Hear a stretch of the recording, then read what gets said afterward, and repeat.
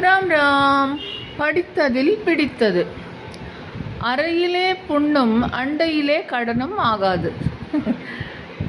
அதாவது பழமொழியாக இருக்கின்றது, கடன் இருக்கக்கூடாது, சொல்லாத கடன் இருக்கக்கூடாது என்று சொல்கிறார்கள். அறிந்து பார்ப்பான் சிநேகிதத்தை 6 காசுக்கு 3 தோசையா.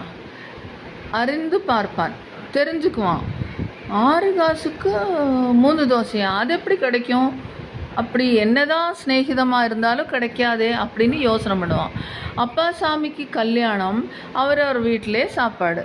ஒருத்தர் கல்யாணம் நடக்குது, ஆனால் அவங்க வீட்டிலே சாப்பிட்டுக்கோங்க அப்படின்னு சொல்கிறார் அம்மா. அடித்தாலும் புருஷன் அணைத்தாலும் புருஷன், இது அந்த காலத்தில் நடக்கிறது, இப்பொழுது இல்லை. 5 எழுத்து பாவனையும் அப்பனை போல.